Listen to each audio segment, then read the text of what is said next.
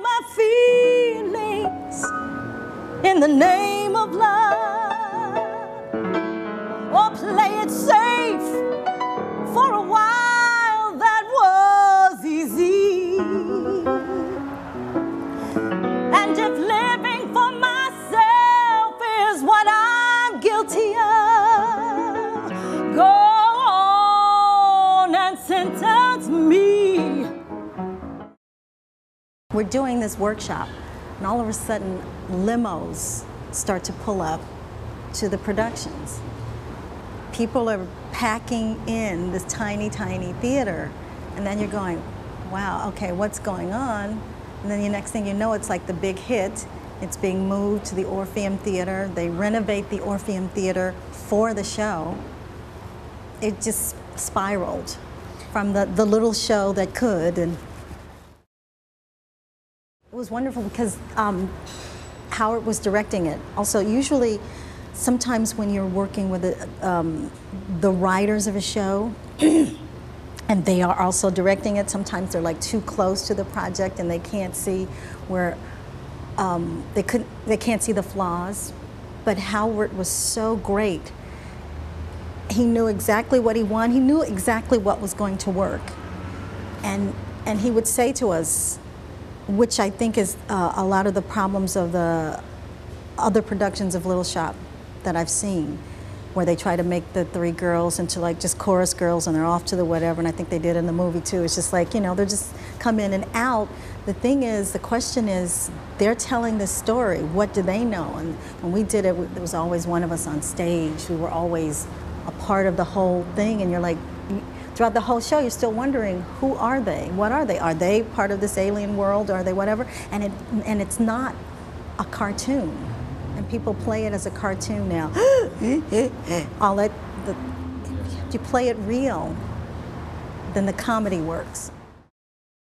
Yeah, I mean, that's what happens with musicals. You know, you go from the beginning, and then when it gets that jump to Hollywood, a lot of the times they don't, how can I be diplomatic? They go in a different direction. They go, thank you, that's the way they said, they go in a different direction. But they did have me audition, and I got a beautiful letter from Frank Oz right when they started shooting.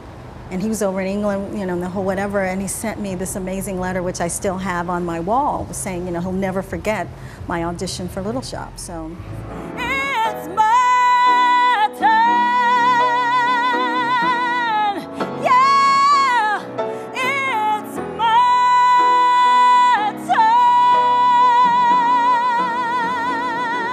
turn, and there ain't no use in holding on, 'cause nothing stays the same, so I'll let it rain, 'cause the rain ain't gonna hurt me, and I'll let you go, 'cause I know it won't be easy. It was the story of Huckleberry Finn, for those who don't know Big River. But there was such, I use the word respect and honor for each individual character of the story. They weren't cartoons. They weren't, it's a very serious story, and Mark Twain was trying to, in his own subtle way, teach people about racism. And it held up for now. It was a great production. I remember I saw the end of every production, every show, because I stood back in the wings and I watched the great Ron Richardson, unfortunately passed away, but the great Ron Richardson walk up that, when he was singing and he went off, and then you had Daniel Jenkins at the end going on up as Huck. Just never forget it. It was great. It was a great show. Costumes were beautiful.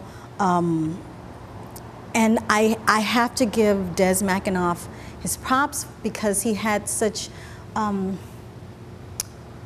trying to think what the word is, sensitivity to all members of the cast.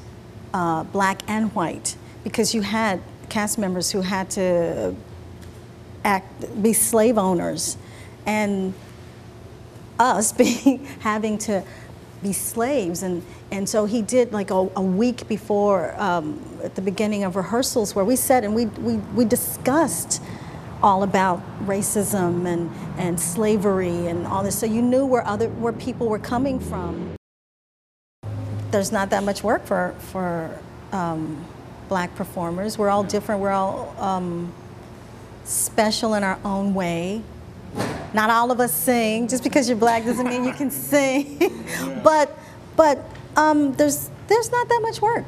I mean, and what work there is, everybody's fighting for those few parts. I'll go to auditions and there are like, 20, 25 of the most fantastic performers here.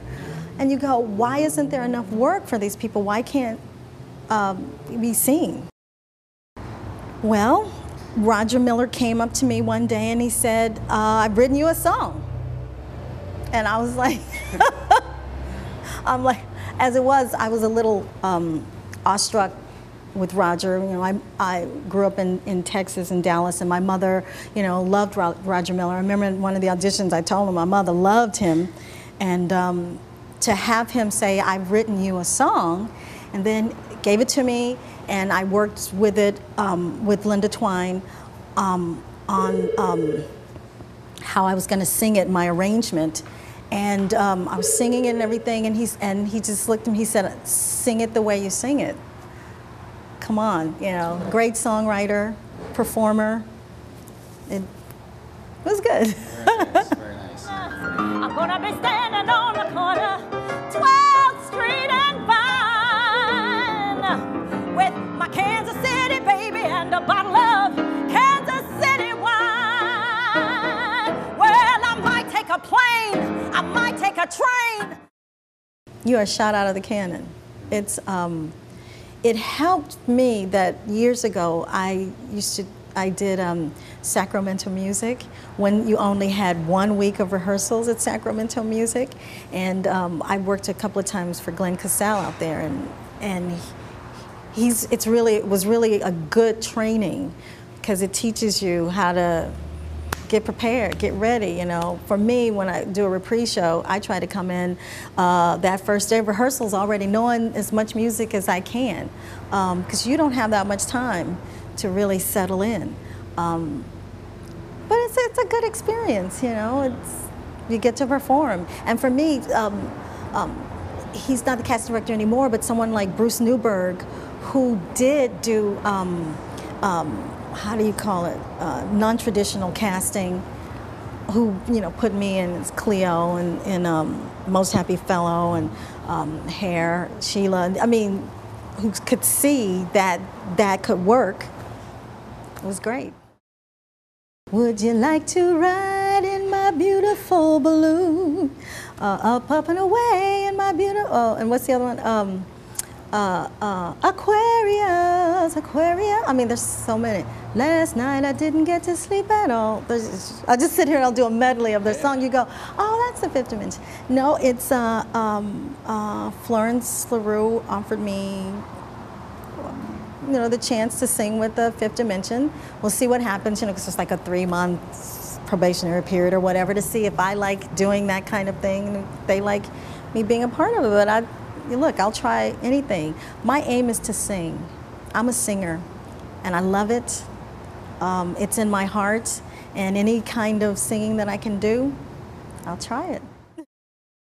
In one night, you can see so many different fabulous performers, and it's very classy, and it's done with respect, because they don't let you look bad. They make sure you have a great sound system and you have great lighting, and there's just this warm feeling in the house that everybody's there just to have a really good time and to say, yeah, we got all of this great talent that's here in Los Angeles. Because a lot of people who come, like myself, have come from New York and now live in Los Angeles, and you're trying to find work.